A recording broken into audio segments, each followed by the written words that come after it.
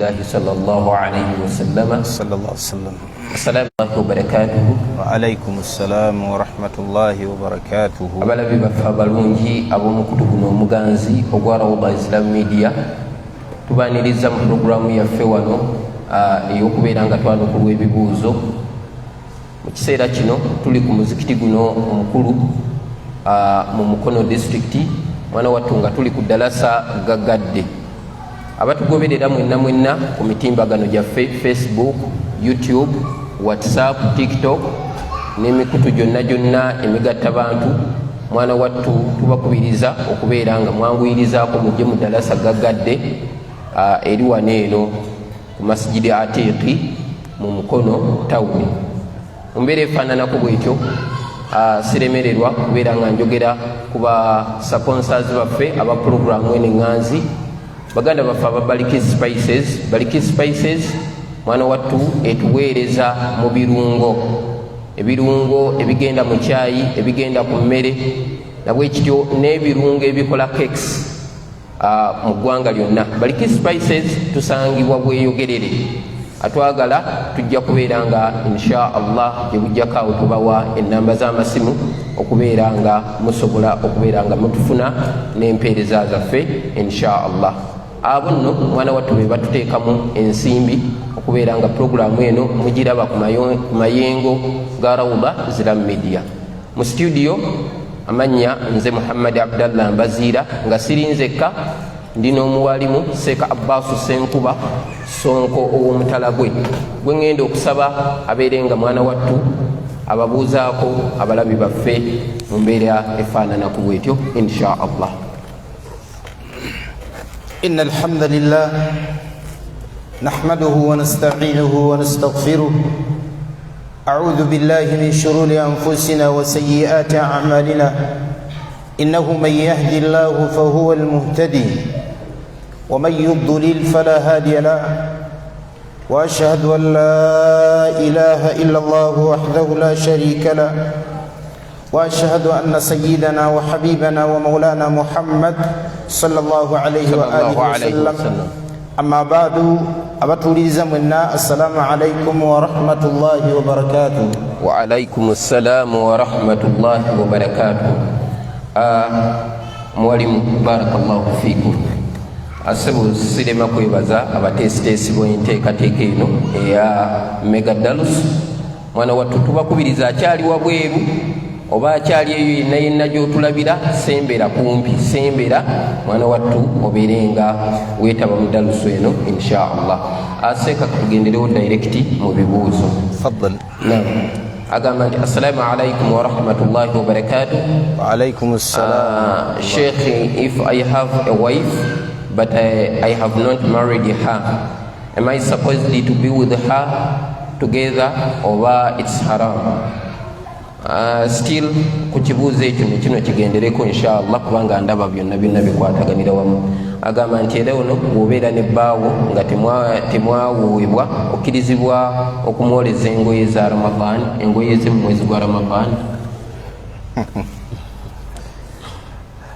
أقول وبالله التوفيق. abuuza ayina baawe tebawoowebwanga, akkirizibwa oba okubeera bombiriri, kiri haramu oba nedda? Kiri haramu, definitely kiri haramu. Wemuba temuwoowebwanga mu mateeka kiba kitegeeza owangaala na malaaya. Era bwe tuddayo ku kiri kyagambye ekyokubiri nti nzikirizibwa okumwoleza engoye n'omukolera ebintu byonna mu Ramadaani, ne bwebeera nga si Ramadaani tekikola ki, tekikkirizibwa, wabula mu Ramadaani kibeera ashaddu, kisobola okuyitawo. Abooluganda b'ebitiibwa bannyinaze ne baganda bange, malaaya byonna byekolera malaaya ginnewaayo biri haramu, nga biriko akakwata akalaga nti bagatte oba bafumbo mu bufumbo bwa haramu, kebeere simayiro. Malaaya gyakolera malaaya ginnewaayo eriki eri haramu. Qaida ya usula egamba ma la yatimmu alwajib illa bihi fahuwa wajib. Kyonna ekintu nga kyatteeka okubeera nga kituukirira, byonna ebikolebwa okutuukirirwa kw'ekintu oba okutuuka kw'ekintu ky'etteeka byonna bibeera bya tteeka. Mithaaluhu, omuntu agenda okusaala, bw'aba agenda okusaala, okusaala kwa tteeka, naye okusaala tekusobola kutuukirira okuggyako nga waliwo okufuna wuzu. Kati n'okufuna wuzu kubeera kwa tteeka eri omuntu agenda okusaala, okusaala okwa faradha. Bagamba bawalimu wakadhalika alharamu, nabwe kiti ebintu ebya haramu, wassunan oba walmustahabbat, n'ebya sunna. Amakulu wabeerawo ekintu ekya haramu, buli kyonna ekikiyambako okutuukiriza haramu eyo abeera haramu. Allahu akbar. Wabeerawo ekintu kya haramu ng'obwamalayo obwo, obufumbo obutali mu mateeka, buli kyonna ekiyambako obufumbo obwo okubeera nga buli successful, nga bweyagaza abantu bano bugende mu maaso, kisigala kiri haramu. So n'okwoza engoye, n'okukola ki, n'okumuweereza, n'okwogera obwogezi naye kusigala kuli haramu. Wallahu ta'ala alam. Barakallahu fikum. Agamba nti assalamu alaikum wa rahmatullah. Agamba nti wetukolera shekhe tuli abaami n'abakyala, okusiibulukuka bwe kutuuka tusiibulukuka ffenna, ekyo kirina kyekikosa ku kisiibo kyaffe. Bwe mubeera nga bemukolera waliwo abakyala n'abasajja, mwewala ekintu kimu kye bayita al ikhtilaat, okwetabikatabika n'okusemberegana ennyo. Lwaki? Nti abasajja n'abakyala buli bwe beetabika kibeera kiyingiridde omuqaraba. Allah guli gwe yaziiza omuntu ayinza okusemberera obwenzi mu mbeera efaanana bwetyo. Allah agamba mu Quran ti wala taqrabu zina, temusembereranga bwenzi. Buli nsonga yonna esobola okuyitiramu abantu okusemberera obwenzi, obusiraamu bwagiziiza.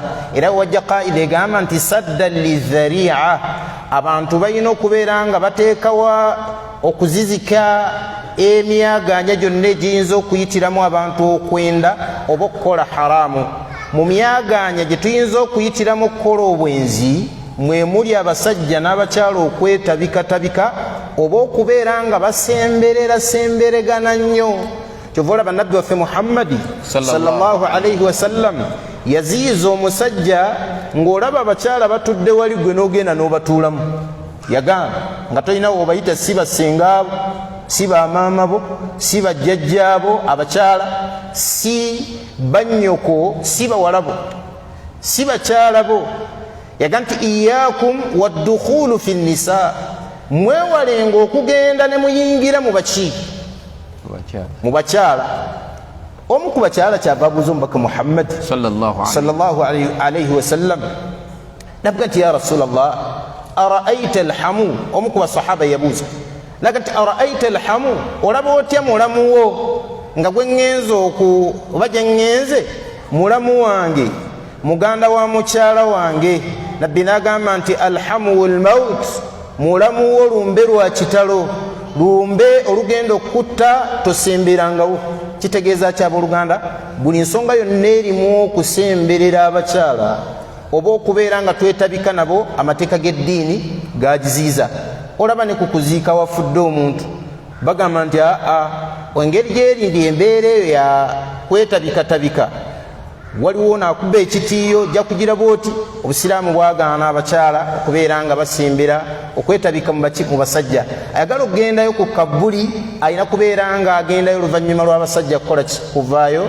Wallahu ta'ala alam. So twewale okubeera nga tukola ikhtilaat, okwetabikatabika n'okusemberegana nnyo, naye tewaliwo obuzibu kubeera nga wemusiibukira, abakyala basiibukiranga wali, abasajja basiibukiranga wano mu kifo kimu. Wallahu ta'ala alam.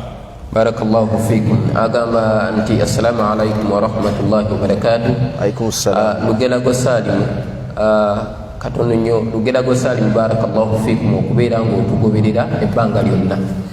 y'omu ku bagoberezi baffe mwana wattu be twatandika nabo agamba nti sheekh mwe bali kuweereza abuuza ekibuuzo nti kutuba ki esomebwa wakati wawoowa ne gwe bawoowa era dduwa ki ebasomerwa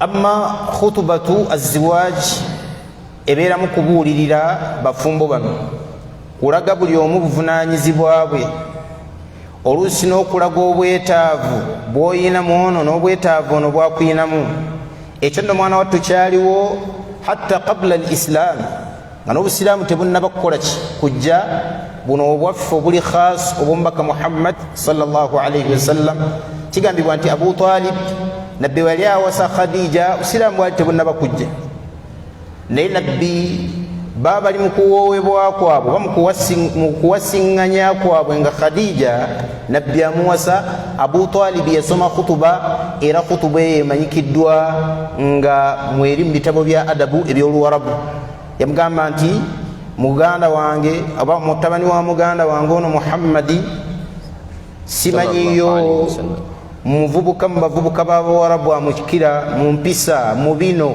namwogerako ebirungi ye byeyayogera namuga nti newankubadde mu maali tannaba kubeera nga agaggawala nnyo naye maali kisiikiriza ekivaawo ebbanga lyonna kyava amaliriza nga atendereza embeera ya nabbi waffe muhammad sallallahu alaihi wasallam ng'alaga ne khadija amulinamu obwetaavu kati ne kutuba eno gye tusoma ebeeramu obuvunaanyizibwa bw'omusajja ne bamutegeeza nti musajja gw'obuvunaanyizibwa bwo byolina okukolera omusajja ono olina omumukolera bino olina omumukolera bino naawe mukyala gwe naawe musajja gwe omukyala olina omumukolera bino na bino na bino ebagenda bakujjukiza mu khutuba y'okuwoowa n'abuuza tusoma dduwa ki nabbi yayigiriza muhammad sallallahu alaihi wasallam nti abafumbo tubasomera edduwa egamba bweti بارك الله لكما وبارك عليكما وجمع بينكما في الخير وبا على الخير رواية زومبي نتوف وجمع بينكما في الخير وبا على الخير الله من نابا قد مبرونج الله بتيرو مكسم بفهم بوامي إلى الله أبا قد تلكبوشي كبرونج بارك الله فيكم وجزاكم الله خير barakallahu fikum agamba nti omukyala bwagenda mu nsonga ng'abadde yasiibye akkirizibwa okulya oba takkirizibwa mu bisiibulula omuntu mulimu omukyala ogenda mu nsonga mu bisiibulula omuntu mulimu omukyala ogenda muki mu nsonga abawali mbazze babisomesa mu ramadaani eno bukyanga etandika naye batunnyonnyola nti alhaidu wannifas omukyala ogenda mu nsonga min mubtilati sawm nabwe kityo nifas omukyala okuzaala nabavaamu omusaayi gw'ekizadde kiri mu bintu ebisiibulula omuntu akoze ki asiibye so bw'abanga asiibuluku obanga afunye ekintu ekyo ne waba wabulayo eddakiika 5 kiba kitegeeza asiibulukuse era bw'aba asiibulukuse kiba kitegeeza amateeka g'eddiini gamukkiriza okulya wabula si nkola yaffe ng'abasiraamu kuliira mu lujjudde si nkola yaffe ng'abasiraamu buli omu kutegeera nti wakoze eki oli mu mbeera eyo so ekisinga okubeera ekirungi bw'oba olya era tutegeeza bantu genda ofune wooliira naye ng'ekituufu kiri nti amateeka g'eddiini gakukkiriza okulya wal ilmu inda allah barakallahu fikum abalabi baffe abalungi timwerabira nti tuli ku mukutu gwaffe omuganzi ogwa rawda islam media rawda islam media oyagala okutwegattako genda ku facebook mwana wattu obeere ng'onyigamu ekigambo rawda islam media uganda nabwe kityo ojja kubeera nga ogenda bajja kubeera nga bakuleetera gundi yaffe mu mbeera efaananaku bwetyo otulayikinge oba otusubscribinge obeere nga ofuna emisomo egy'enjawulo rawda islam media tugamba taking islam or taking down to the next level inshallah agamba ibrahimu okuva emukono abuuza nti omukazi nga si musiraamu naye nga mwagala nnyo naye nga namugambye nti asiraamuke n'agaana sheekhi amukolera ki okusooka kwa byonna baganda bange omuntu atali musiraamu allah yatugaana okumwagala ino omukyala si musiraamu naye mwagala nnyo mugambye okusiramuka akoze ki aganye mu aqidatul wala wal bara amateeka g'eddiini gatugaana okwagala abakaafu laava eyo ku mutima Allah agamba mu Qur'an la yattakhidhi almu'minuna alkafirina awliya omusiraamu afaanananga gwe omukkiriza toddiranga omukaafu gwe n'omufuulanga ye mukwano gwo n'omuteeka ku mutima mu laava efaanana bwetyo min duni almu'minina nga waliwo abakyala basiraamu abayitirivu mu ggwanga lino Allah agamba nti waman yafalu dhalika akola ekyo nga basiraamu we bali falaisa min allahi fi shay ewa Allah tasuubirangayo akaki akantu illa an tattaqu minhum tuqa okujjako nga tulina kyetutidde bakuteza omuntu oyagala musimattuka omusuubiramu nti Allah ayinza okubeerako nekyageze naye kitali ekyo toddiranga laavuyo eri special efaanana bwetyo nogiwa omuntu afaanana bwatyo notuuka nogga nti muwagala nnyo muyimbiridde okusiramuka akoze eki aganye muyimbiridde okusiramuka aganye bwaba muyimbiridde okusiramuka aganye genda mu maaso n'okumukoowola akole ki asiramuke naye eri laavu gy'omuwa mu nzikiriza yaffe y'abasiraamu la tetukikola tusigala tumwagazisa ategeere eddiini wabula eyo laavu tetugimuwa tusaba Allah tabaraka wa taala akyuse omutima gwaguze ku baisiraamu barakallahu fikum barakallahu fikum agamba nti shekhe assalamu alaikum warahmatullahi wabarakatuh wa alaikum assalam shekhe elaka za witiri zisaaliwa zitya kuba nze nasomako mu kitabo ekimu nga kiraga nti zisaaliwa 3 nga totuddeemu ate ndaba ku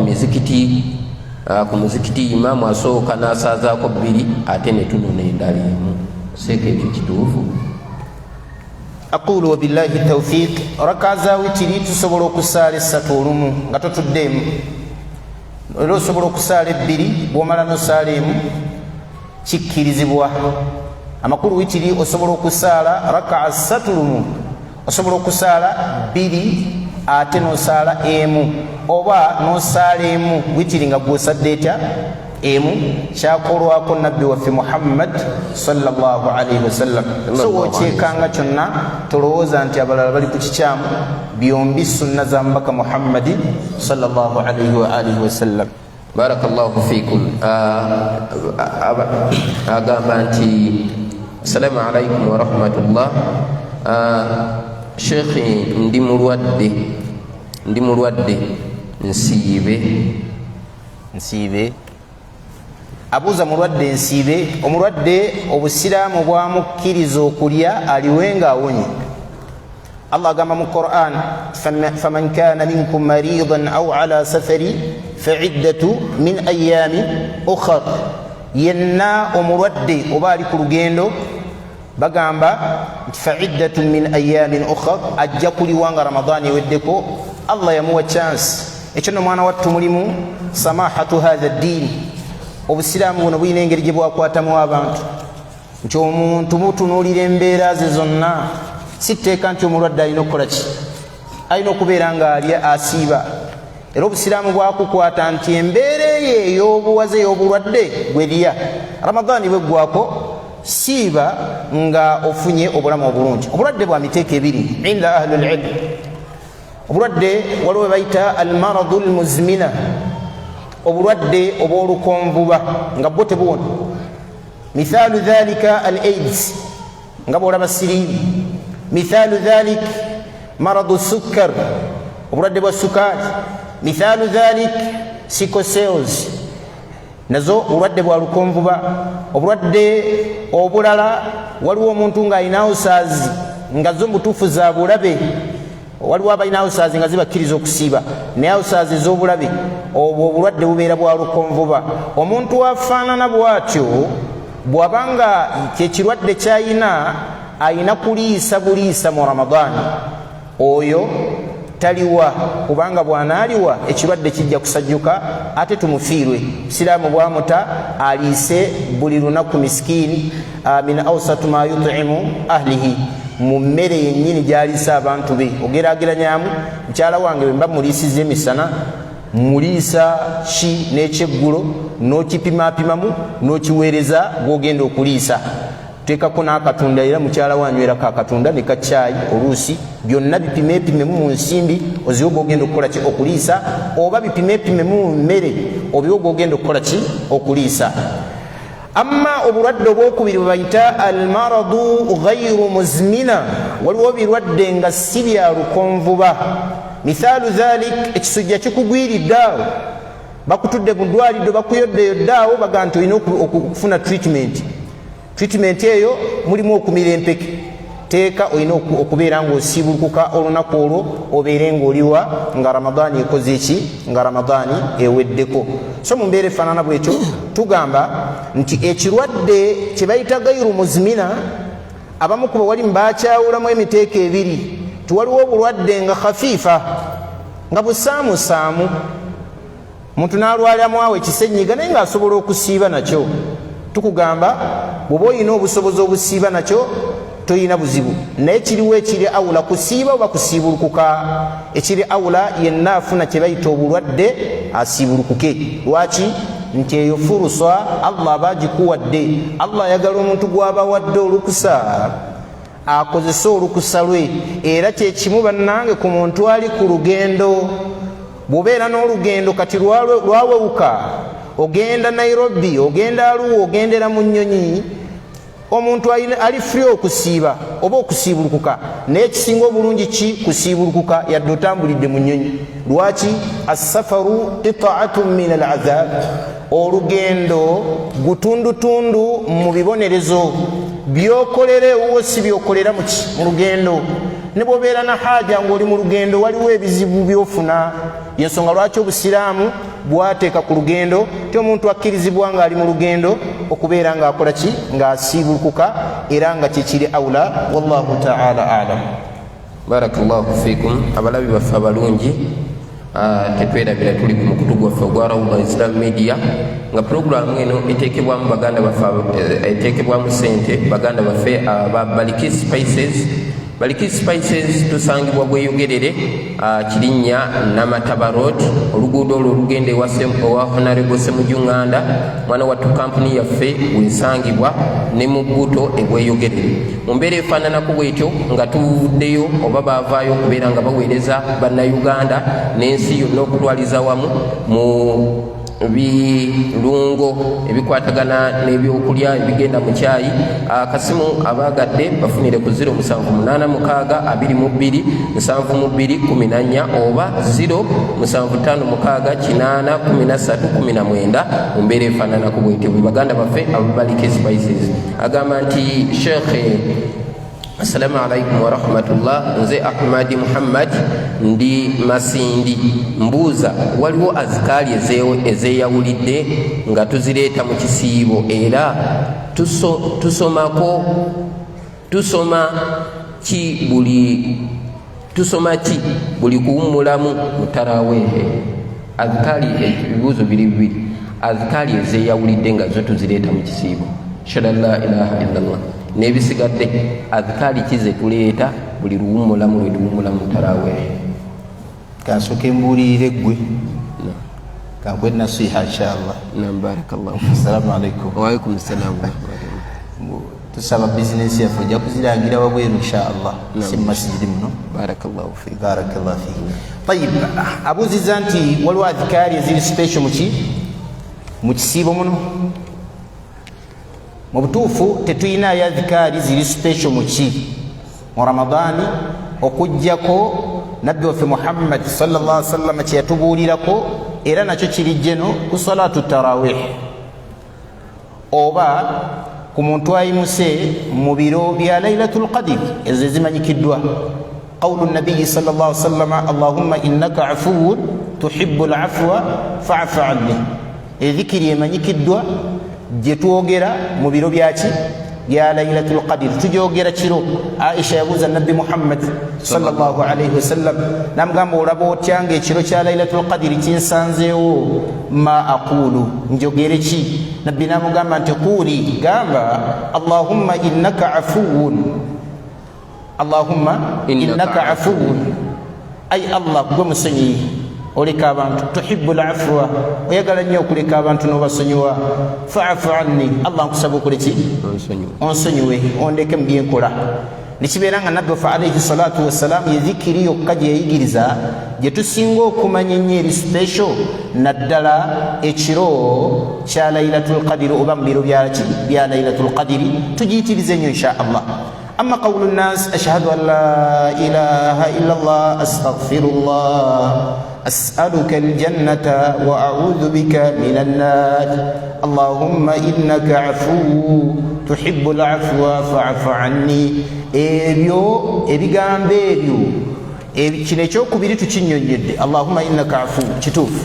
Amma ashhadu an la ilaha illallah astaghfirullah twalaba ne tunyonnyola abantu ebigambo ebyo byaleetebwa mu hadithi enjweteke ku nabbi Muhammadi sallallahu alayhi wasallam era nga si bisengeke mu nsengeke ng'eyo wabula mbubo bakola istimbaatu ne bajjamu muyitirize nnyo bino so tukubiriza abantu yadde birimu obulungi obutabifuula kubyogera luvannyuma lwa ssala kuba oluvannyuma lw'essala waliwo adikaalizaawo oluvannyuma lw'essala waliwo ki twakisomesa okuva ramadani ez'emabega bawali bazze babisomesa naye waliwo abantu era nga bakyalowooza nti sunna la si sunna ekituufu ebigambo ebyo bwe tuba tubyogera ku lwaffe w'obyogera ng'okakasa nti bigambo bya nabbi Muhammad ng'obujulizi obwo bujweteke oyinza okuyingira mu bigambo bya nabbi ebikambwe yaga nti man kadhaba alayya omuntu annimbisa mutaammida ng'agenderedde falyatabawwa'u maq'adahu min an-nar yetekeretekere kifo kye mu muliro. So tutya nnyo okubeera nga twogera nabbi byatayogera era abawoli mutubakubiriza nasiha yange tubakubiriza nti adhikaari ezo si ntuufu eziga nti ashhadu an la ilaha illa Allah astaghfirullah as'aluka aljannata wa a'udhu bika minan nar adhikaari ezo tuzeewale tuleete entuufu nabbi Muhammad ziyakola ki. Waliwo batera okubuuza nti ziina bubi ki era omuntu abazireese towulira mu tawhidi. Naam ziina tawhidi naye ziteekebwa mu bigambo bifo ebitali bituufu. Ekyokubiri ziteekebwa mu bifo ebirimu adhikaali zaazo. Katugendere ku bibyo ebya nabbi bye tuba tuvaako bye yateekawo. Nabbi yayigiriza nga tumaze okusaala essola sawa'u kaana fi ramadan aw fi ghayri ramadan, tuli mu ramadan oba si mu ramadan, tugamba astaghfirullah astaghfirullah astaghfirullah allahumma anta assalam wa minka assalam tabarakta ya dha aljalali wal ikram. Ajijjawo eyo noteekawo eyo oyina kugijjawo na bujulizi so si bino ebyajwetekebwa ku nabbi waffe Muhammad sallallahu alaihi wasallam. Kyewuunyisa timulimu n'abawalimu abanene abasapootinga ebyo. Omusanga nga muwalimu munene yafaayo tafaayo kunoonyereza ku bujulizi nti nabbi Muhammad yatuga nti man kadhaba alayya, omuntu yenna ntemerera, omuntu yenna nnimbisa ayogera nti nayogedde kino nga sikyogera, mutaammida ng'amaze okubuulibwa nti ebyo si bigambo bya nabbi, falyatabawwa'u maq'adahu min an-nar. Saba Allah tutaase omuliro. Barakallahu fikum. Saba Allah tutaase ya rabbi kubanga ensonga ezo nkulu nnyo. Agamba nti shekhe njagala kumanya ebikwata ku lunaku lw'ejjuma. Mubaka sallallahu alaihi wasallama yaleetanga atya edduwa oluvannyuma lwa kutuba esembayo.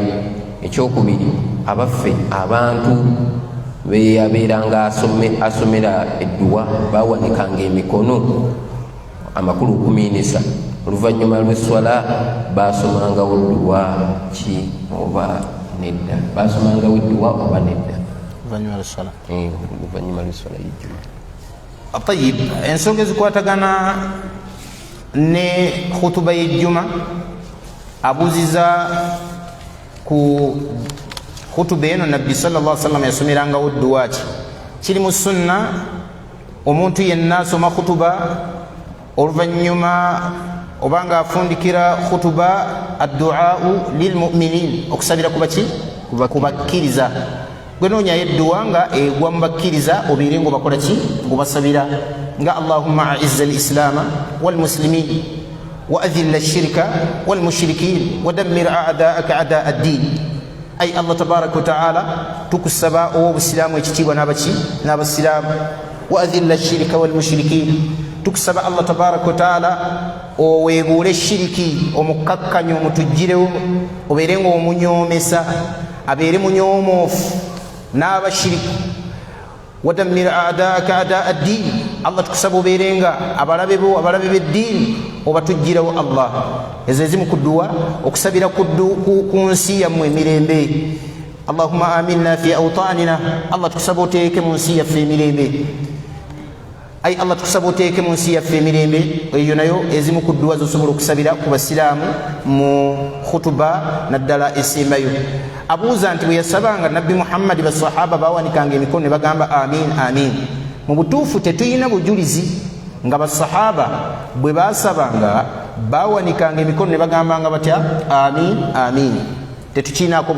bujulizi wabula bamu ku bawali bagamba nti asuli y'edduwa ebeera kuwanika ki ebeera kuwanika mikono ekyokubiri abawali mbalaba nti mukhalafata sunna kyawukana mu sunna eri imaamu okuwanika emikono ne ghairu l'imam oba ne ma'mum kyawukana ku sunna ku muntu okuwanika emikono ku imaamu n'atali ani imaamu kyova olaba sahaba omu yatamwa eri bishiri ng'amulaba yawanika emikono n'amuga nti omubaka Muhammad sallallahu alaihi wasallam innama kana yakfihi al ishara bil usbu nabbi yali kimumalira bumalizi kulaza naki nalugalo luno nga lwasabisa Allahumma a'izza al islam wal muslimin wa adhilla ash-shirka wal mushrikin ng'asabisa luki lugalo tulusabisa awo mu khutuba nabwe kityo tulusabisa ne mu tahiyatu tusabisa lugalo nga bwekijja mu hadith nga sahaba agamba nti wakana yuharrikuha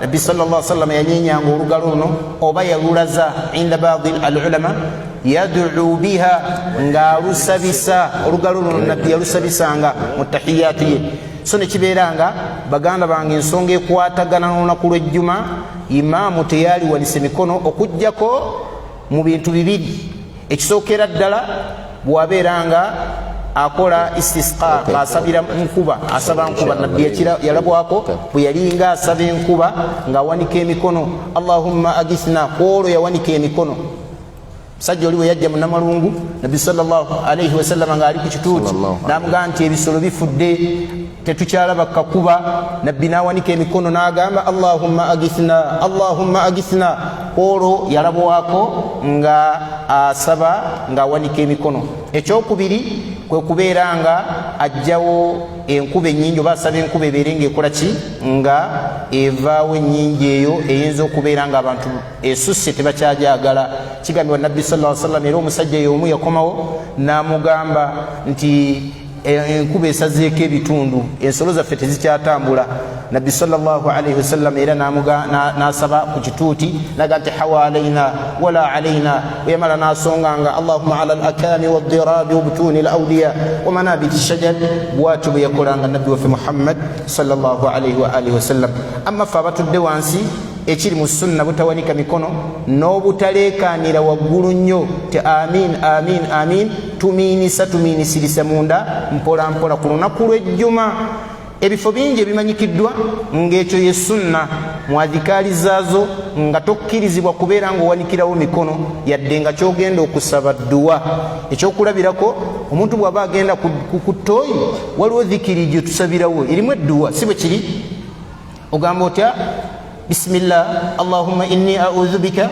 min al-khubuthi wal khaba'ith naye basanga omuntu ng'awanikirawo emikono ku ttooyi bayinza olowooza olina ekikyamu ku bwongo kati olw'okuba nti waliwo ebifo bingi nga dhikaali zaawo bwe zityo bwe zibeera oba n'edduwa ezimu nga bwetyo bwe tweyisa ku zo tetuwanika mikono na wano mu jjuma teweewuunya nga bagamba nti bw'oba omiinisa miinisirizanga muli mu mutima so si kubeera nga tuwawamuka ffenna amin amin amin wabula akikola ejjumaa yefala ejjumaa ye tekola ki tefa naye nga abawali bagamba nti kad khalafa sunna aba ayawukanye kuki ku sunna wallahu ta'ala a'lam.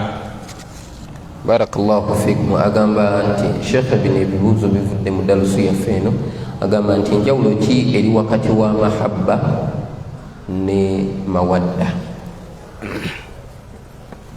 Al mahabba gayinza okubeera amu nga gabuna amma almawadda negabeera khas amahabba tutegezaamu okwagala kuyinza okubeera nga kiva mu kigambo hubbu nga kubuna byonna amawadda abamu kuba wali mbalaba nti gali khas gali special gatera kubeerako bantu baki abamanyikiddwa nga Allah tabaraka wa taala bwagamba tu min ayatihi mubonero Allah tabaraka wa taala bwe yateekawo bwe tumulabirako Allah an khalaqa lakum min anfusikum azwaja yatonda mummu abakyala naye abakyala abo jaala wakati yafuula wakati wammwe almawaddata wa rahma yateekawo kye bayita love n'okusaasirigana ne kubeera nga okwo kuli special ku mukyala ate mahabba hubbu okwagala kwo kubeera nga kubuna ebitonde ki byonna sobola okubeera nga olina obwagazi mu kintu kyonna naye kye bayita almawadda ebiseera ebisinga obungi kutera okubeera nga kugogeddwa ku bintu ebiri special oba ebimanyikiddwa wallahu taala alam. Barakallahu fikum. Agamba nti eddagala lye basala emisale ne balikuuta ne liyingira mu mubiri liramuwa litya? Eddagala ly'emisale libatera okukozesa abalaguzi enkola kimanyikiddwa ey'ekishawadha ng'omuntu bamusala emisale bwe biti era oluusi bijja ne bireetawo washimi ng'enjokyo bwe bakwokyeza. Eddagala eryo bwe liba nga lya kishawadha amateeka g'eddiini gaaligaana. Lwaki? Nti litera kulagirirwa balogo n'abalaguzi, wabula nkesi nga alireese si mulogo si mulaguzi nga naye tulizuddemu okuwona al-ilmu inda Allah, tusobola okulikozesa bwe kibanga ddala abawalimu baffe bagimaze okukizuula nti ddala ddagala likola ki lisobola okuwonya, tusobola okulikozesa. Naye enkola etera kukozesebwa bantu balogo balaguzi. Tusaba Allah tutaase wallahu ta'ala alam. Barakallahu fikum. Agamba nti okunooba kw'abakyala oba abaami oluvannyuma n'akomawo kulabulwa kutya? Okunooba kw'abakyala oba abaami oluvannyuma n'akomawo kulamulwa kutya? Abakyala banoba n'abaami bakola ki? Banoba ensangi zino. Eno mwana wattu talaubu bidiinillah wa bi ahkamillah, kubeera nga tuzanyira mu mateeka gani ga Allah tabaraka wa taala. Allah aganti wala tattakhidhu ayati llahi huzwa, temufuula mateeka ga Allah ga kuzanyiramu. Aboluganda bannyinaze ne baganda bange mu busiraamu temuliimu kunoba, busiraamu temuliimu kukola ki? Kunoba. Olaba mu mbeera ya talaaqa embi mufunye obutakkaanya n'ebbaawo, Allah aganti askinuhunna min haythu sakantum min wujudikum, musulire ddala wamu nga bwe mubadde musula ku mbeera yemu oba mu buliri bwe bumu. Wala tudaruhunna litudayiqu alayhinna, netogezangako okuddira omukyala n'omuteekako okukosa n'omukosa osobole omumunyigiriza aveewe waka agende ewalala, tokikolanga. Kati Allah tugamba nti tetukkirizibwa kubeera nga twawula ebitanda mu mbeera eyo talaka eyidde, tuli mu mbeera ya idda, omukyala ali mu idda ye naye alina gituulira mu nnyumba yani yabbaawo. Kati abananoba sebo n'amala emyezi 2 n'amala emyezi waliyo gye nabadde naggalama ng'oli yanoba emyaka 2, omusajja yanoba ku mukazi w'emyaka 2, mukyala wattu n'agumiikiriza emyaka egyo 2 gyonna ng'ali mu bugumiikiriza. Kati embeera efaanana bwetyo kuzanyira mu mateeka gani? Lwaki? Nti mulimu darar, mulimu okunakuwaza bannaffe, mulimu okukosa. Waliwo abantu nga tasobola bigumiikiriza ebyo, agenda okumaliriza nga agenze mu haramu, ogenda kunyonyola otya Allah. So tugamba nti tuleme kuddira mateeka ga Allah ga kusaagirira, ga kujeregerera, ga kuzanyiramu, tubeere nga tukola mu nkola entuufu. Wabeerawo obutakkanya wakati w'abafumba babiri, oyinza okukozesa bino wammanga katubyogereko. Ekisookera ddala okubeera nga tutuula mu nsonga zaffe, nga tutuula mu ki? Mu nsonga zaffe. Waliwo enkola ey'okuyita omuntu okuvewa omusajja oba ow'omukyala ne batuula mu nsonga Allah yajogerako mu Qur'an ti wa in khiftum shiqaqa baynihima fab'athu hakaman min ahli wa hakaman min ahliha yurida islaha yuwaffiqi Allahu baynahuma singa mutya nti bayinza obufumbo okutaggulukuka nga bafunye obutakkanya wakati waabwe mufuneeyo omuntu okuva ewaabwe w'omusajja n'ewaabwe w'omukyala batuule mu nsonga zaabwe. Ega amagezi Allah yagatuwa. Ensonga ey'okubiri gye tuyinza okubeera nga tukozesa kwe kubeera nga tugamba omuntu nti gendako ewammwe alhiki ahlaki, gendako ewaki ewammwe, n'omugamba nti gendayooko emyezi 2, gendayooko weeks 2. Ekyo kikkirizibwa mu mateeka g'eddiini nga bakutadde nti gendako ewammwe. Omukyala n'agendako ewaabwe ng'ekimututteyo waliwo ensonga ebadde ennene, nemyezi egyo 2 bwe giggwako n'ogendayo, okwo tebakuyita kunoba. Omukyala olwo aba agenze biilmi ba'diha, ng'agenze n'okutegeera kwa bbaawe ti ddala bba wange butuufu ampadde olukusa oluddako okwo ewaffe, era agenda kudda mu kaseera akomewo. Ate ekyewuunyisa bwe bamala okugendayo eyo ng'ate be bano bye bokka ayagala okumukomyawo akomewo. Kino kiri saidi y'abakyala. Bw'akomawo ayagala bbaawe amukole ki? Amukime, era n'atamukima ayomba. Kati mu mbeera efaanana bwe tugamba tutya nti okunoba tekuli mu sharia, kubeere ng'okunoba kwa musajja oba kwa muki oba kwa mukyala. Wallahu ta'ala a'lam. Barakallahu fikum. Agamba nti omuntu bw'asoma edduwa naye nga ziri mu lulimi Luwalabu nga tasobola kubivuunula, Allah amuwa empeera era mwanukula kyaba asabye. Ekyalibadde kisinga okubeera ekirungi ye muntu okubeera ng'asoma edduwa ng'amanyi amakulu gaazo. Lwaki? Nti aba asaba n'enniya ennungi, era by'aba asaba omutima gwe gubeera mutebenkevu nti by'ayagala era Allah ajja bimuwa. Naye okusaba by'otamanyi tekyalibadde kirungi. Ekyokubiri bwe kiba kiganye, waliwo edduwa eziri amu nga zimanyikiddwa abantu bazimanyi, ng'omuntu okuga nti rabbana atina fi dduniya hasana wa fil akhirati hasanata wa qina adhaban nar. Edduwa abantu abasinga obungi batera okutegeera amakulu gaayo. Allah ku dduniya tuwe bulungi ne ku akhira tuwe bulungi, Allah tutaase ebibonezo by'omuliro. Wabula omuntu ayagala okusaba mu swala naddala ng'alina edduwa ey'Oluwarabu oluusi gy'atamanyi naye nga bamugamba nnungi era erimu amakulu amalungi, teriyo buzibu bugaana gikola ki? Gisaba newankubadde nga yeetagamanyi naye ng'awulira abawalimu babadde bagikola ki? Bagisoma. Naye ekiri awula kusooka kutegeera makulu ago. Wallahu ta'ala a'lam. Barakallahu fikum. Agamba nti sente tetwewola ku ssimu zibeera za riba oba osasula service fee? Ensimbi z'okwewola ku ssimu abawalimu bazze bazisomesa bangi, era mbeegattako nange abakisomesa kino nti ensimbi ezo za riba zennyini. Lwaki? Bagambye bajjidde mu kifaananyi kyakuwola, ate essimu yo gw'olina layini yaabwe, services z'obawa oba ze bakukolera ne by'obasasula bingi okusingako ku zino. Kati ate bajjidde mu mutima gw'okuwola. Ajjira mu mutima gw'okuwola olina kumuddiza ekyo kyennyininyini kyakoze eki, kuba akuyamba. Era ekimu ku nsonga ezaaganyisa riba kuba nti gwoze oyagala kuyamba muntu ate omusaba amagoba. Lwaki? Kati wekitiibwa Allah bwe yakitunuulira nti bwekityo bwe kiri, toyina mutima gwa kusaasira n'alangirira olutalo ku buli muntu yenna alyaki? Alya riba.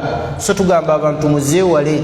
Nange mbeegattako abawalimu abakisomesa nti ensimbi ezo za riba temuzeewola, okuggyako ng'ensonga ezenga ya daruri.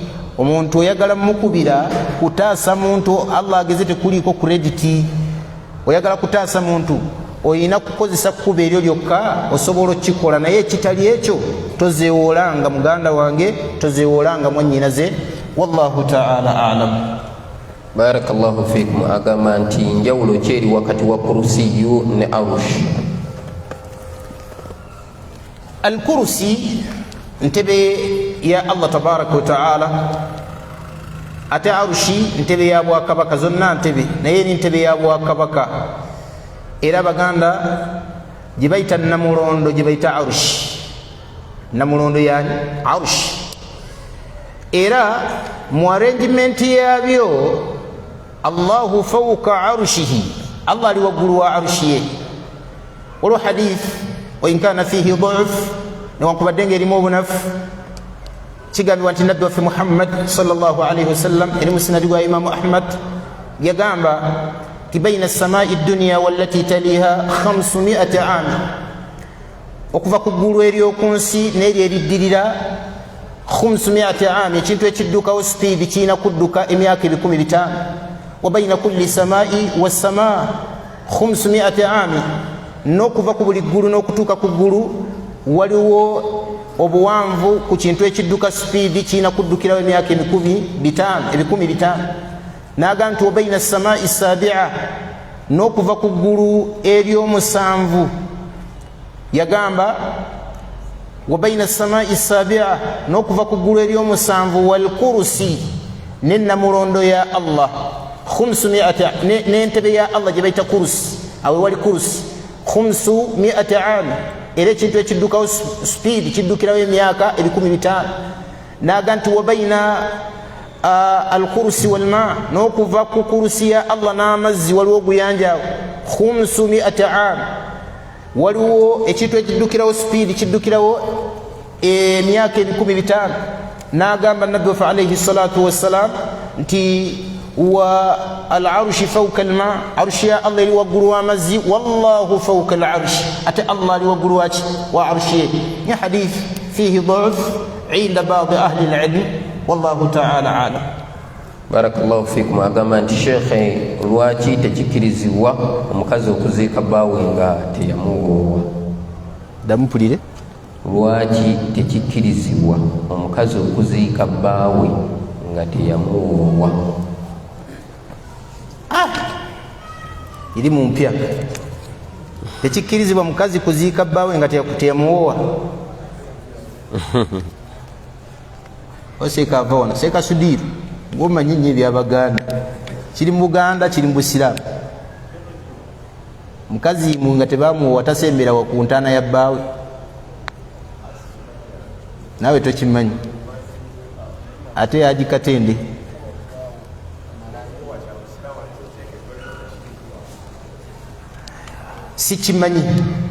Sikimanyi baganda bange nti omukazi takkirizibwa kuwoowaani, takkirizibwa kuziika bbaawe nga tebamukola ki, nga tebamuwoowa. Kyemmanyi ti abantu bonna abakyamu n'abatuufu bakkirizibwa okuziika bannaabwe mu mbeera efaanana bwetyo. Wallahu ta'ala a'lam. Barakallahu fikum. Agamba nti shekhe, ejjana ziri mmeka? Ejjana ziri mmeka? Ejjana ziri mmeka? Ejjana emiryango gyazo gye tuyinza okugamba nti giri 8. Giri mmeka?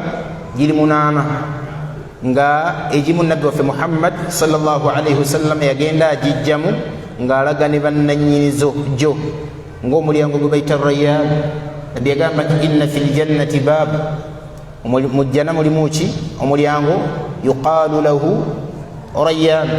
Omulyango gwe baguyitaani Rayyan. La yadkhuluhu illa as-saa'imuun, teri agenda guyingira okujjako as-saa'imuun, abasiibi. Bagenda kugamba aina as-saa'imuun, baliwo abasiibi. Bwe balimala okugwerayo oguliku nga guggalwa, teri agenda guyingiramu nga teyakola ki? Nga teyasiiba. Waliwo n'ejjana endala jannatu adin, waliwo jannatu al-firdausi, naye nabbi Muhammad sallallahu alaihi wasallam yagyogerako n'agamba nti idha sa'altum allaha al-jannata, bwe musabanga Allah ejjana, fas'alu al-firdaus al-a'la, musabe firdaus eya waggulu. N'ejjana gye bayita naim n'endala mu jjana mweziri mu Qur'an, nabbi Allah yagenda azogerako n'owekitiibwa nabbi waffe Muhammad sallallahu alaihi wasallam.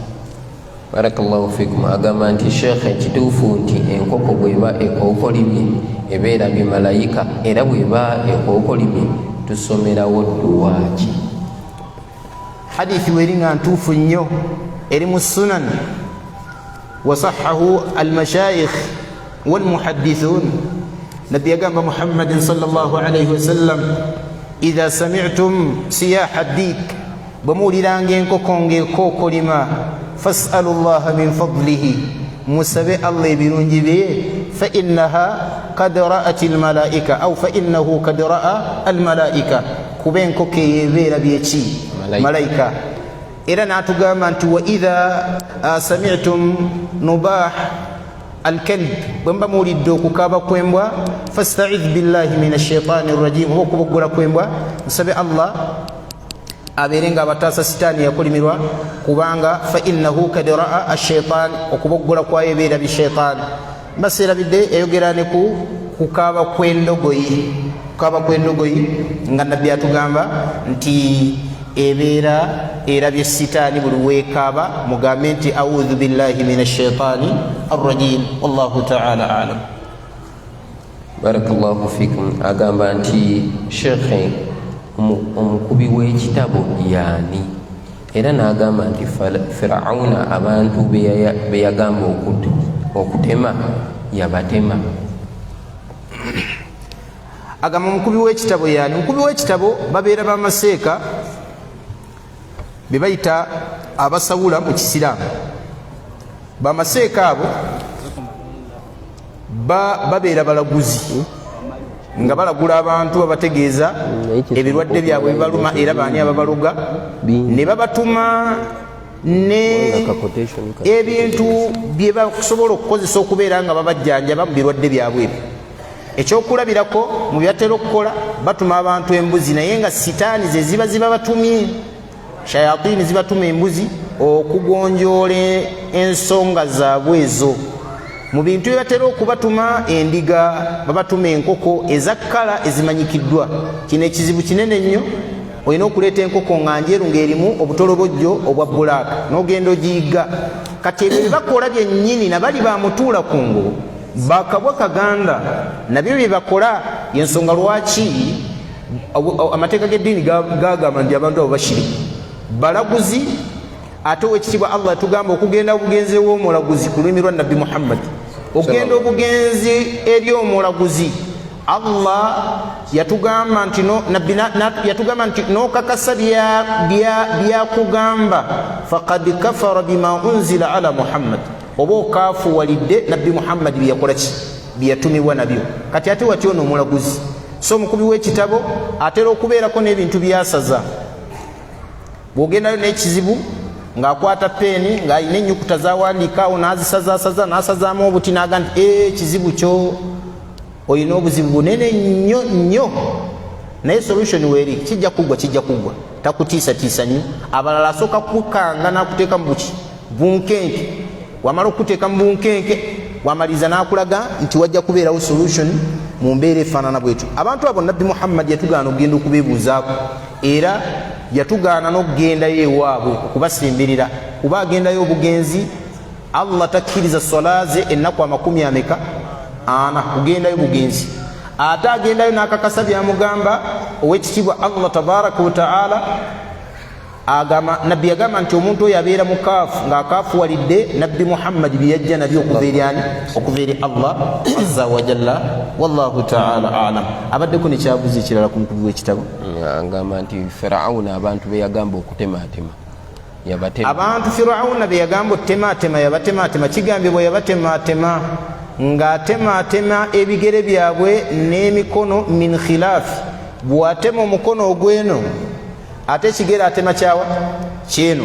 Abaga nti min khilaafi ng'agwawulira muno na muno amakulu ng'omuntu abeera atemeddwako okugulu kwonna paka eno waggulu n'omukono paka eno, naye ala kulli min khilaaf amakulu bw'atema guno ate atema left ku saidi y'ekigere. Wallahu ta'ala alam.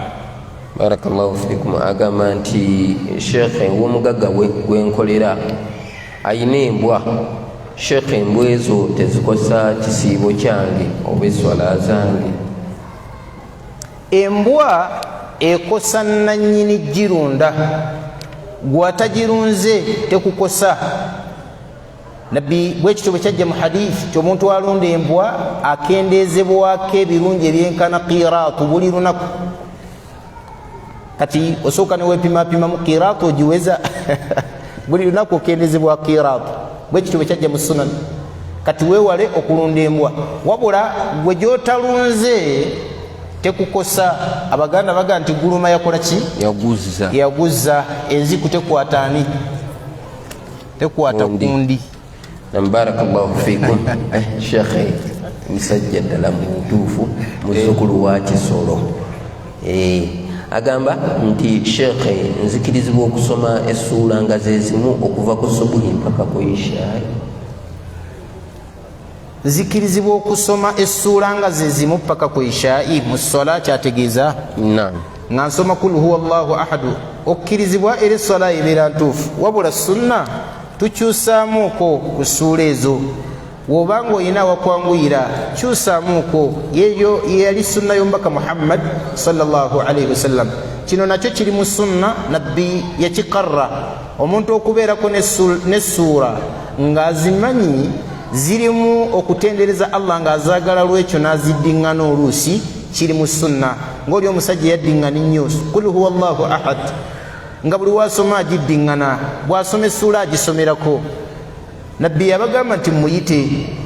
Bwe bamuyita n'amubuuza nti lwaki ogiddiŋŋana, n'amugamba nti nzaagala nnyo olw'ensonga mulimu okutendereza Allah tabaraka wa ta'ala. Nabbi n'amugamba nti Allah akwagala olw'ekyo, era nabbi n'akinyweza. Kitegeeza ki? Nti ekyo nakyo kikkirizibwa omuntu okuddiŋŋana essuula ng'agiramwemu obulungi n'amakulu ti mulimu okutenda Allah, mulimu okusuuta Allah, mulimu okuwaana Allah jalla jalaaluhu. Barakallahu fikum. Sheikh omanyi wayogedde ku byejjana, ebikwatagana n'ejjana, era n'otugamba nti nno mu jjana mulimu omulyango guyitibwa Baabu Rayyan. Abantu babusibi mu bagenda okuyingira, singa omuntu anaabanga ku butuufu ateekeddwa okuyita mu Rayyan, kyokka ate ne mu mulyango gw'eswala naye nga gyali, seeka omuntu oyo anaakola atya? Allahu ganiyyu an dhalik. Allah nagagga ku ebyo byonna, asobola obikuwa byonna lumu nga tasaliddwa Allah. Nakuyingiza mu bejjana ne mu Barayani nakola ki? Ne mu bessola nakola ki? Nakuyingiza abessola, nakuyingiza ne abasibi nakola ki? Nakuyingiza. Kati kitegeeza gwekiriza kukola biki? Birungi. Kukola birungi. Owekitiibwa Allah tabaraka wa taala waliwo yagambye nti wa min dunihima jannatani, waliwo nejjana eddala bbiri ng'agenda ziwa omuntu kash azikulu. Kitegeeza ki? Nti tuyitirize okukola ebirungi, tusaba Allah atuwe ejjana, tumusaba Allah ataasa omuliro. Amiina ya rabbi. Agamba nti Sheikh agamba nti omuntu yayonoona mu kisiibo ekiwedde ng'akakatibwako kusiiba ennaku 6, singa asangibwawo ekisiibo ekirala nga tannasasula ziri ennaku 6, alamulwa atya? Abawali bagamba nti omuntu afaanana bw'atyo azisiiba ate n'aliisa. Gwe mutangu bamuwa azisiiba ate n'akola ki? Asiiba ziri 6. Azisiiba ate n'aliwa. Azisiiba ate n'akola ki? Asiiba ekisiibo. Singa Ramadaani eyingira mu Ramadaani endala, ng'olina ebbanja lya Ramadaani n'eyingira mu Ramadaani endala, oli w'ennaku ezo ate n'okola ki? N'oliisa. Abamu ne balaba nti osiibako eyo eriwo n'okola tawuba ewa Allah tabaraka wa ta'ala. Ala kulli, omuntu yalibadde afaayo okuliwa ebbanja lyani? Lya Allah. Fadainullahi ahaqqu an yuqda. Ebbanja lya Allah lyeriteekeddwa okubeera nga liteekebwa ku mwanja, okubeera nga likola ki? Nga liibwa. Ate okusiiba kwagenda wala. Lwaki? Nti Nabbi Muhammad sallallahu alaihi wasallam yagamba man mata wa alaihi siyamu, omuntu afanga nga ayina ebbanja ly'okusiiba erifaanana bwe lityo, sama anhu waliyuhu. Abantu abasika abo balina okukusiibira, oba booleseewo balina okukola ki? Okukusiibira. Amakulu tebimala gaggwambu ofudde, la, abasika bakole ki? Okusiibire. Ebbanja eryo liba litegeeza nti lyetaagisa okuliibwa ng'okyali mulamu. Barakallahu fikum. Agamba nti ono omukyala seeka nzikirizibwa, agamba nti ono mukyala abuuza nti singa alina omuntu we nga tebannabawuuwa n'abeera naye mu nsonga z'obufumbo, kyatteeka ateekeddwa okunaaba janaba? Abanga abuuza nti abenzi bakkirizibwa okunaaba janaba.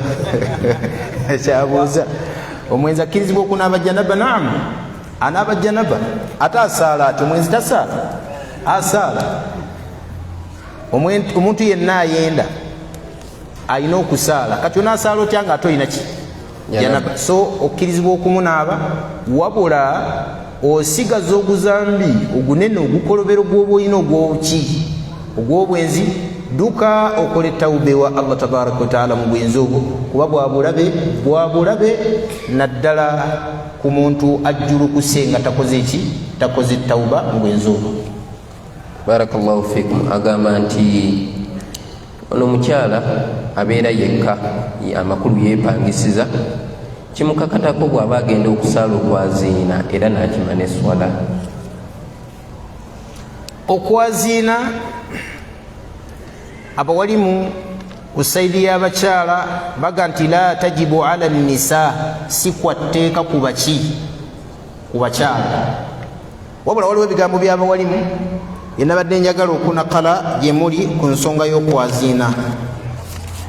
Baga nti amma al adhaani wal iqaama linnisa, okukima essola n'okwaziina ku bakyala fala yajibu alayhinna adhan, si kwa tteeka okukima okwaziina, wala al iqaama yadde okukima ki essola, inda ammati ahli lilm, eri abawalimu baffe bonna, biman fihim al a'immatu al arba, nga mulimu ba imaamu abameka abana, imaamu Shafii, imaamu Abu Hanifa, imaamu Malik, imaamu Ahmad ibn Hanbal.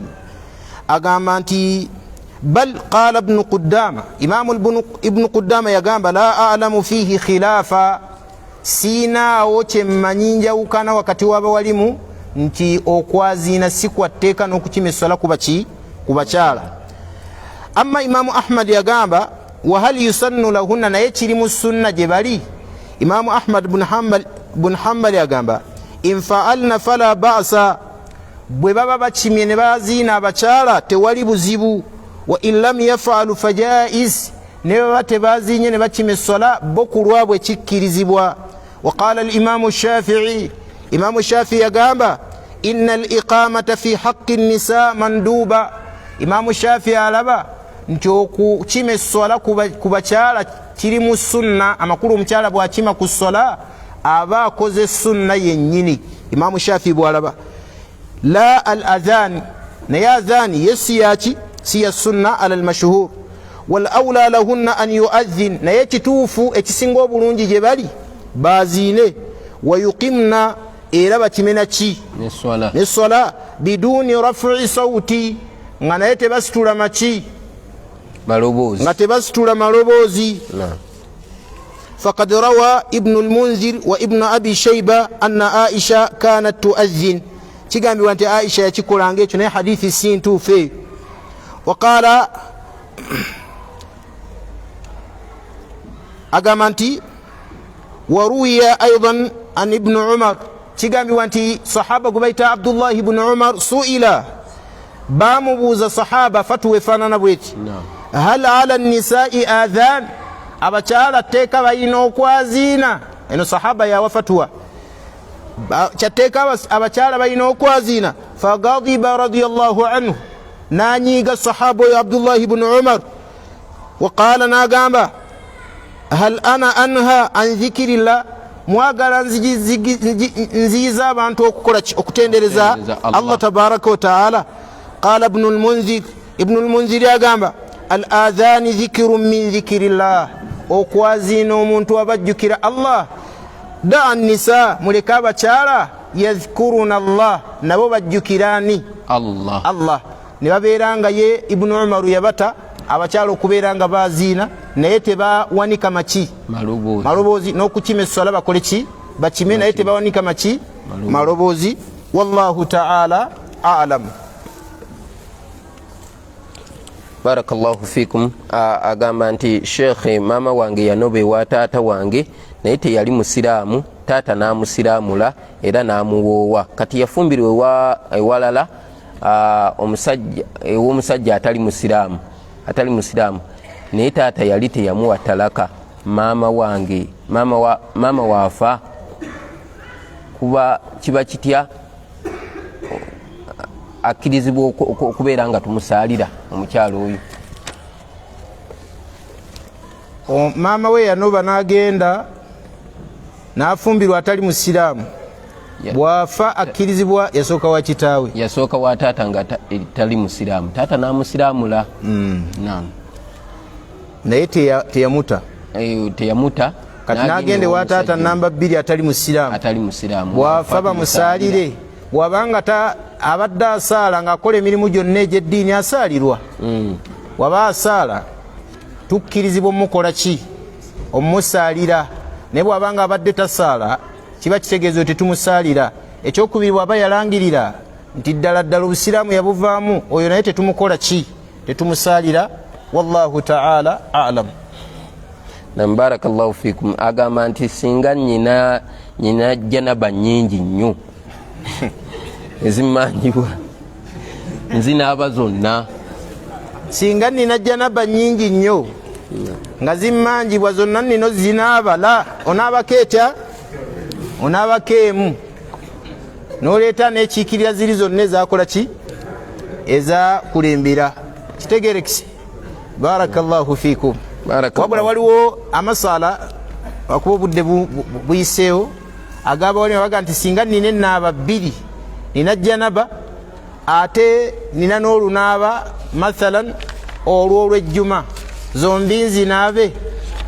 Bangi mbawali mbagamba nti zonna oyino zikola ki? Zinaaba. Ne wabeerawo era bangi mbawali bagamba nti olumu lukukola ki? Okumalira.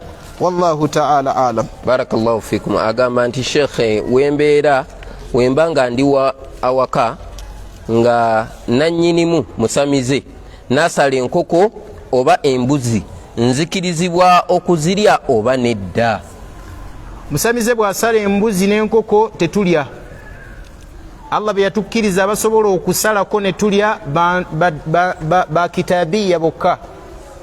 Ategeezaamu singa omukristu oba omuyudaaya asoma erinnya lya Allah n'agamba bisimillah n'asala ku nkoko gwewerire, naye abasamize la tetukola ki? Tetulya. Naye ekyomukisa omulungi ne mu ggwanga lyaffe tebamanyi bisimillah nti bagisomesa bagisala. Ekyo Allah yatuyisaawo nti feffe ffe tulina okwesalira ebiki ebyaffe. Barakallahu fikum. Barakallahu fikum. Agamba nti shekhe, omukyala naye aliweebwa abasajja ab'enjawulo mu jjana nga Allah bwe yasuubiza abasajja abakyala 7. Ekiriko obujulizi bakyala 2 be bakuweerawo kashi si 7 ku saidi ey'abasajja. Si 7. Kyekiriko obujulizi obutuufu. Wabula baganda bange oba bannyinaffe abakyala tetuyinawo obujulizi nga nabbi waffe yatugamba nti omukyala ombajjamu abasajja bangi la. Tekiriwo. Wabula ekimanyikiddwa nti Allah yategeera abakyala bye baagala. Kyala mu nsi mu byonna basinga kwagala make-up. Era Allah n'agamba nti agenda kuddamu abatonda olutonda. Agamba Allah tabaraka wa ta'ala nti wafurushi marfu'a inna ansha'nahunna insha'a faja'alnahunna abkara. Allah agenda bafuula mbeerera, ebbeere nga lya ttutu n'ebirala bwe bityo. Obudde bulabika buweddeyo. Bukyaliyo. Barakallahu fikum. Agamba abaffe shekhe, omukyala asobola okusaba omusajja omulala atali baawe gwe yawangaalanga naye ku nsi, omukyala mujjana n'asobola okusaba ku musajja? Omukyala yenna eyafumbirwa abasajja abasukka ku omu, Allah agenda kumuwa chance alondeko. Omukyala yenna eyafumbirwa abasajja abasukka ku ki? Yafumbirwa ono ne bamuwa talaka oba n'amweyambulwa n'agenda ku mulala, oba yafumbirwa omu n'afa n'afumbirwayo omuki omulala, Allah agenda kumuwa chance alondeko yali asinga omuyisa obulungi gwajja okubeera nga abeera naye mu jjana. Wallahu ta'ala alam. Omuntu awangaala nga tasaala amakulu nga talina ibaada yonna gyakola naye alina shahada, aliyingira ejjana? Omuntu yenna eyawangaala nga teyakolayo kalungi konna aliyingira ejjana. Bangi mbawali mubagamba nti waliwo abantu abagenda okugibwayo mu muliro bwe bayita bajahannamiyuuna nga lam yafalu shay'an khairan qat, nga tebakolayo kalungi okujjako nga balina kyebayita bitaaqa gye bayita ID, enanga muntu ya tawhid. Ng'olina tawhid, waliwo abantu Allah bagenda okujjayo olwekyo, era Allah agenda kusenayo oluseno olusembayo nga lwabo, era agenda okusembayo, agenda kuvaayo mu bajahannamiyuuna abo nga mithlu lfaham, ng'alinga ng'eryanda lino erya ccaku, nga yennaddugadde alinga eki eryanda. Bw'alivaayo agenda teekebwa fi nahari lhayati, mu mugga gw'obulamu, fayambutu kama yambutu zaru, amerukuke nga bwolaba ekimera bwe kimera ala shati albahari au nahari, ku lubangabanga lw'amazzi. Bwalimala Allah amutwale ku jjana, amulengeze ku jjana, amuga nti Allah nsaba okusemberako weeri. Bwalisaba okusemberako weeri, asabe Allah abeereko ku lubalaza lwayo paka bwalisaba Allah tabaraka wa taala amuyingizeeko mu jjana eyo. Bwalisaba okumuyingizaamu, owekitiibwa Allah tabaraka wa taala amugambe nti ejjana eyo yiyo negifaanana bwe gityo, Allah tabaraka wa taala agikoze eki, azikuwadde. Omuntu oyo agenda kugamba nga bwe kyajja mu hadith, agenda kugamba nti Allah onkwenyakwenya Allah wange eno ejjana eno yange. Nabbi yagamba sallallahu alayhi wa alihi wa sallam ti bw'alyogera ekyo, owekitiibwa Allah amuga nti yiyo negifaanana ejjana eyo, era amuyingiza ejjana. Wallahu ta'ala alam. Faddal. Barakallahu fikum. Agamba nti Sheikh, assalamu alaikum wa rahmatullah. I'm asking, what if I have a husband but my husband does not accept his mistakes? What can I do? Ayina bbaawe takkiriza nsobi ze, akole ki? Bbaawe bw'aba takkiriza nsobi ze, osobola okukozesa amakubo gano wammanga. Ekkubo erisookera ddala tariqatu saburu, ery'okukola ki? Okugumiikiriza. Nasanze Seeka Sudiru wano alyogerako, aga nti abantu balina bye bagumiikiriza n'ebirala, naye waliwo ebitagumiikirizikika. Wabula osobola okugumiikiriza nga bw'omubuulirira mpola mpola, oba oliawo Allah ayinza omukola ki? Okumuzza. Ekkubo eryo bwe liba ligaanye, osobola okukozesa ekkubo liri n'oyitayo omuntu mu bantu be ne mwogerako naye. Allah oluusi ayisiriza ku bantu abo ne bakola ki? Ne babeera nga batereera, nga bwe kyajja mu suratu Nisa, yagamba nti wasuluhu khair, okulongoosa wakati w'abantu abo kyekisinga obuki? Obulungi. Ensonga endala tuyinza okukozesa ekkubo ly'okubeera nga tuyita mu kusaaga. Kyusaamu ku bukodyo okuwabula okuyise mu kukola ki? Mu kusaaga. Waliwo abeewabula nga mwana wattu beejerega bwejerezi, ogenda okulaba nga oli ategeereddemu ki? Ensobi ye, era abamu ne balongoosa. Ekirala ekisembayo, saba nnyo Allah akulongoosereza omusajja. Abasajja bakkiriza maani abasinga obungi bwe batyo bwe bakola ki? Bwe bafaanana. Wallahu ta'ala a'lam. Seeka senga, assalamu alaikum wa rahmatullah. Alaikum salam. Senga mbeera n'ekisolo kyange oba ekinyonyi kyange naye nga nayagala ddo kitunda nesifuna muguzi. Mu kiseera ekyo omusamize najja oba omweraguzi najja ng'akyagala ng'era mpa sente zonna zonna zemba mugambi. Seeka ekisolo ekintu ekyo nkimuguze. Omusamize gwe tutegedde nti musamize, tetumuguza kisolo. Naam. Okujjako nga ze tokola ki? Nga tomanyi. Naye bw'obanga omanyi nti musamize, tomuguzanga kisolo, kubanga aba agenda kukisalira ebitali Allah. Ate Allah yakolimira omuntu asala ekintu ekisolo kyonna nga takisaze kulwani? Kulwa Allah. Hadithi weeri mu Musnad nga Nabbi agamba alayhi salatu wassalam, la'ana Allahu man la'ana liwalidayhi wa la'ana Allahu man dhabaha lighayri Allah ولعن الله من غير منار الأرض ولعن الله من لعن الله من ذبح لغير الله. Yakolimira Allah omuntu asala ekisolo nga takisaze kulwa Allah. Yakolimira Allah omuntu akolimira mama taata oba mama we. yakolimira Allah omuntu akyusakyusa ensalosalo zaki zettaka n'ekisemba yaga nti la'ana Allahu man awa muhditha.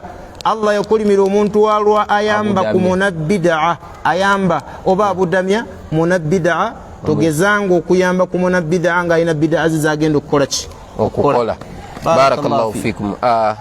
Abalabi baffe abalungi akadde ke katera okubeera nga katutimawa naye mu butuufu tuli basiimu nnyo olw'ebibuuzo naffe tubiraba nga ku desike yaffe bijja biyitirivu nnyo naye olw'embeera y'obudde mu butuufu tulabira ddala nga tetusobola kubeera nga tusukkako waneeno. Sheikh nja kusaba osiibule abalabi baffe ababadde batugoberera ku mukutu. Barakallahu fikum wa jazakumullahu khair. Okusiibula kwenyinza okubasiibula kwe kubagamba nga mbaagaliza eddarasa yaffe ennungi eya Masjid Atiq ey'okwegatta bagitumye yakwegatta. Saba Allah tabaraka wa taala agatta abasiraamu mu ggwanga lyaffe lino. Ensonga ey'okubiri nkoola abasiraamu abatannaba kubeera nga bajja mu ddarasa nti tukyalina chance ekiro kyonna paka ddi paka enkya.